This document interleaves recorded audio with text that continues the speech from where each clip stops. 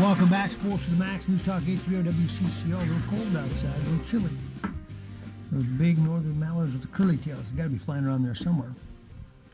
I just got to find them, that's all.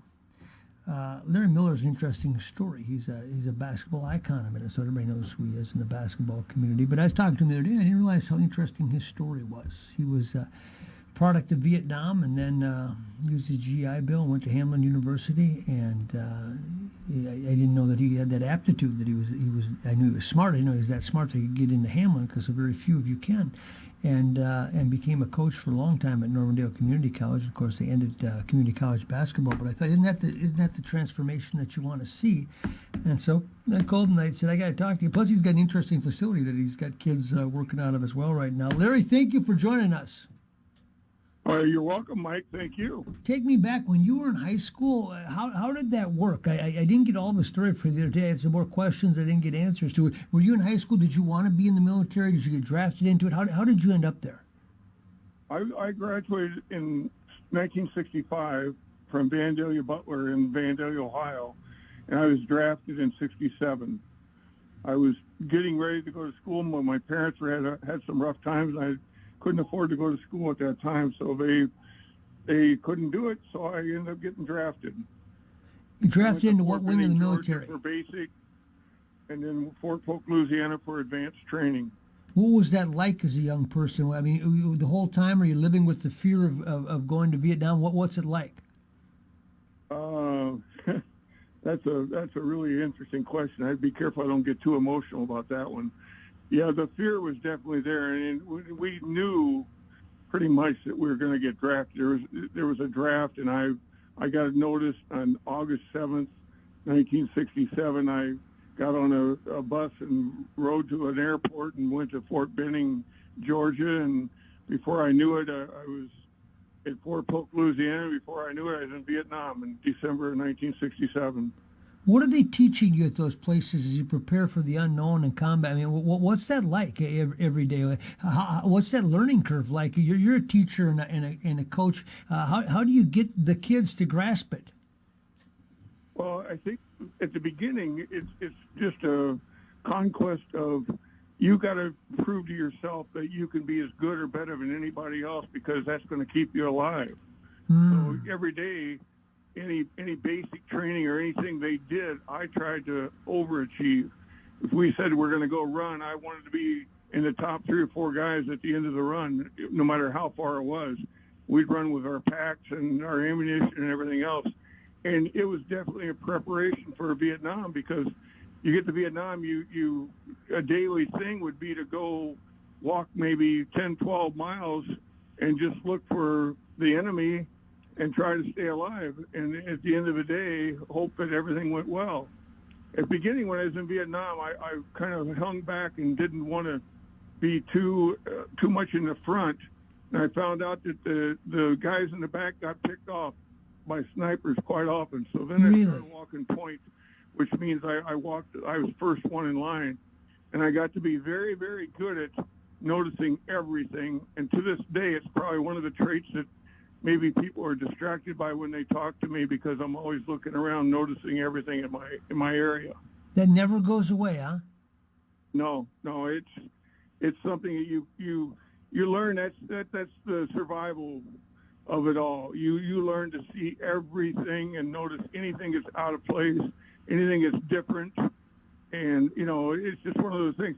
My first day in the field in Vietnam, we were walking, and the sniper bullets went over my head, and then the guy next to me said, get down. And I said, what's that noise? And it was popping. And he said, the pop is when the bullet's right over your head. And next thing I knew, I raised up and shot a few times at something I didn't even know what it was for sure. And he said, you got him. And that was a weird feeling, because I went from, arriving in country and being put in the field and actually shooting somebody. And I walked over and saw what I did, and it was a very, very difficult thing. Wow, I don't know how you grasp that, because it's the bad guys and it's kill or be killed, but that doesn't change the fact that you're human. Do they teach you how to deal with that? I think they hope to do that, but I don't think everybody grasps a hold of that. I think it's something that some handle better than others, and some never get over it. You know, when I first got home from Vietnam, there were some days when I'd hear a car backfire or something, and I would get down. You know, it would affect me, and it probably still affects me a little bit when I see the wrong things or hear the wrong things, or maybe if I was down near the riots or saw somebody shooting something, it would be something. And I get offers all the time to go hunting or go do this, and I've never picked up a rifle or a gun since 1968. I've I heard don't that have from any other desire to. I vets don't too, even know how Larry. my body would react. I remember Dark Star told me the same thing. He says when he hunted, grew up in Ohio too, not Middleton, and Middletown was very close to where I was. okay, well, and he wasn't far off in age either, and he went to Vietnam, and he said when he came back, he just never had desire to deal with a gun again. That's just the way it hits you, huh? Yeah, Mike, that's funny. One day when I was getting ready to go to Fort Polk, they came in and they said, we'd like you to go to leadership school. And I said, sure, I'll go to leadership school. Does that mean I leave all these guys from Dayton behind? And he said, yep. I said, that's the greatest thing you could tell me, because I didn't want to go to Vietnam knowing anybody from my home area. And the strange things, when I got through 2 weeks of leadership, I went to Fort Polk, Louisiana, and lo and behold, I was with all Minnesota people. And years and years and years before, my grandmother came to the Mayo Clinic, and she said, Larry, promise me someday you go to Minnesota. It was in the fall of the year, and it was a beautiful drive. And Oh yeah, I forgot. So you're not at this point. You have no Minnesota connections. I got you. No, none at all. And I walked out of the room, and I said, Mom, where is Minnesota? I have no idea. And ended up, I made great friends with people that I was in the barracks with, and I ended up getting very close to one, and he ended up getting in a bad accident. He broke his neck, and he ended up dying with a broken neck in the field, and his wife wrote me letters for probably a year and a month or so. And when I got out of Vietnam, I came to see who was writing me all these letters, and we got married 3 months later. And that's how I got to Minnesota. Wow. Within a week, I started Normandale Community College and started playing basketball for Ron Levency. So you came. Yes. I got to shoot a lot. And the funny thing, in Vietnam, at the end of my time in the field, my boots wore out, and they didn't have size big enough, 14 and a half, and they couldn't get them, so they ended up putting me in base camp and making me the supply sergeant in base camp for the last 3 months I was in Vietnam, last 4 months I was in Vietnam. And when that happened, I got to play almost every day with those guys, so that ended up being pretty good. Did you stay in touch with a lot of people that you served with? No, I didn't. I stayed in touch with a couple for a while, but then that was too hard. Memories were too tough. I've heard that before, that everybody just kind of went home and went their own way and from the Vietnam group. And I suppose even if they were good friends, you associate them with that memory, huh? Yeah, it would be a very tough thing. There's one, Ken Weinberger, he lives in California. I've contacted him a few times, but it's been like 15 years now. It's been 50 years, 53 years since I was in Vietnam, so time really flies fast. How did that shape you as a coach? Say that again? How did that shape you as a coach, having served in the military? Did you have a military approach to coaching, or what were you like? I think I had my approach to coaching was always fairly laid back in the respects of, I'm not a real, outspoken person where I yell at kids or anything like that. I always look at it as, how would I want to be treated? And that kind of came from being in the service.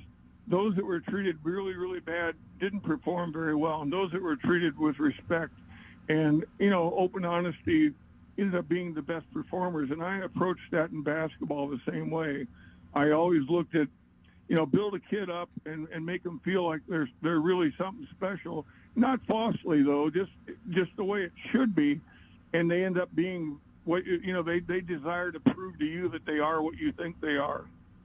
That's a good way of looking at it. Now, did it the day they came in and said no more basketball and sports at Normandale? It's been many years now, but I don't know if I've ever told you. I had a scholarship offer to Golden Valley Lutheran College when I was coming out of high school, and I didn't take it, and I wish I would have because I love that campus when I drive by it every day. But I always thought it was one of the great disservices is when they took community college sports away. How did that hit you? It's one of my great memories, and I knew Flip very, very well, Flip Saunders. Yeah. And because he was from Ohio also, and we kind of had a kinship there. He coached one of his first games against us at Normandale when we played Golden Valley. So I always had that memory, and we always kind of teased each other about that. He ended up having some great teams there, but Flip and I were pretty close to each other. Yeah, because that was his first head coaching job, right? Yes, it was. Those are some pretty good teams that both of you guys did, but I just think of the number of kids that didn't get the opportunities to play that could have, and especially in Normandale, they got that great campus and facilities and they're surrounded by that Lake Conference. I mean, it just, you look at Coach Moyer there and football and all that they did. And lots of good stuff happened there, and guys went on to bigger and better things that probably didn't know that they could have. And that always bothers me a little bit that we're denying kids opportunities because, so many of them got a college degree because they went to a community college first and they said, hey, I can do this. Yeah, my closest friends to this day are from Normandale that I coached. And it's funny, today being Veterans Day, I put a picture that was sent to me by Facebook about memories, and I posted it. I think I sent it to you also. Yeah. And I got over 100 people making comments back to me. Thanks for your service. Thank you. That's really uplifting because it is. It's the best of really social media too. I mean, that's what it's. As much as we bemoan and this and that, there's a big upside to social media. And had it not been for places like Facebook or Instagram, whatever it is, you would not have known how much people appreciate that. That's right. That's right. It really lifts your day.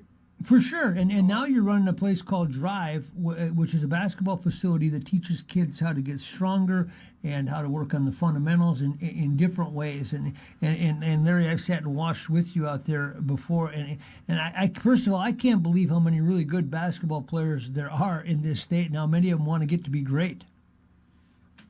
We have probably 40 to 50 kids in Drive every day. We're well over 100 members now, and it's just doing a really, really good job.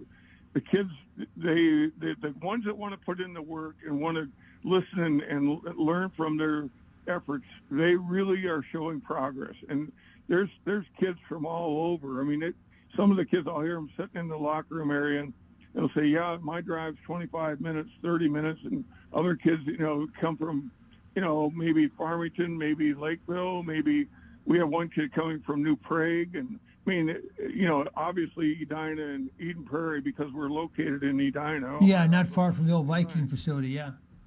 Yeah. And the idea is you teach these kids I mean, certainly you're not learning basketball by playing pickup games. Explain how it works because you're developing their muscles, their coordination, their fundamentals, their shot, all those things, but it's very much a detailed program. Yeah, we try to bring the kids in the first 20 to 30 minutes. We work basically on their core, and we try to build their strength in their middle of their bodies, and then we move to maybe some leg work and some upper body work, and then we move pretty generally all the time into the ball handling.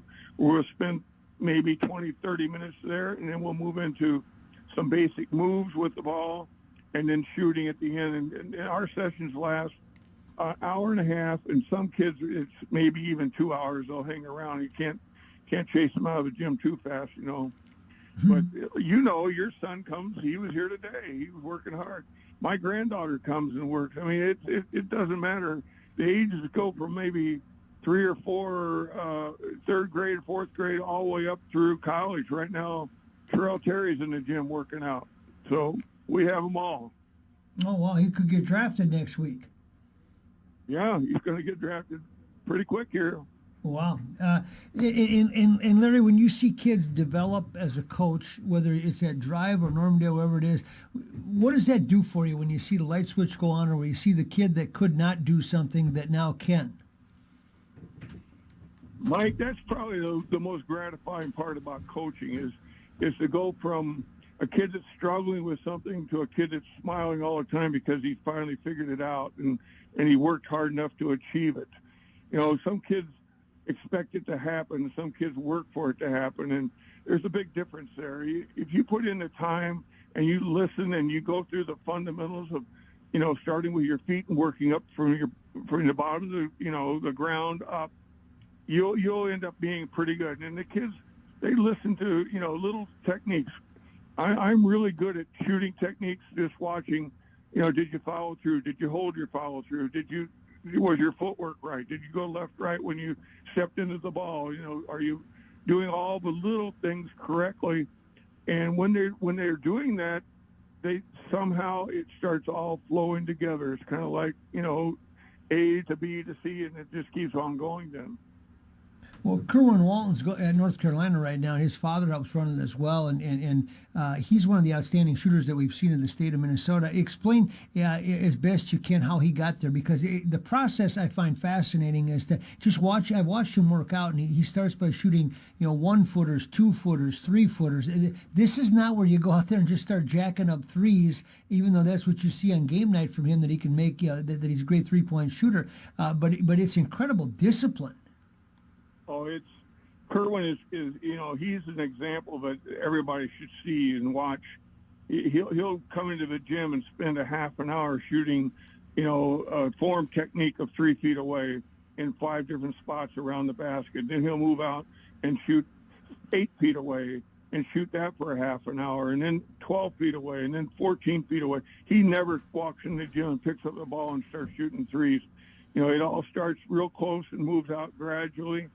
I've seen him shoot teardrops for probably 35, 40 minutes, 150, 200 of those, where he stands in the middle of the lane and just one step up with one hand, then the other hand, then the other hand. And watching other kids see him do it and seeing their example of teaching other kids, you know, it's a process of one to the next to the next. We have kids right now that are copying his style and doing what he does. Kerwin Sr. is very, very good at teaching how to do those things in a very basic way. And between Kerwin and our other trainers, Kyle and Kerwin's son, Kwan, we have really, really good guys that are very technically looking at all the little things to make sure kids are doing them right. And it's paying off. We're seeing good results. For sure, Larry. Jr. is a perfect example. Yeah, well, I guess. Thank you so much for giving us some time and sharing stories on both fronts. I look forward to talking to you soon, but appreciate you serving for us. Well, thank you very much for calling me. I appreciate that. It's very nice to be one of your friends. Thanks, Larry. And I don't hear that often, so thank you. When we come back, I will run by Tubbsy some things that I think are good, not just the things that you think about, the obvious ones.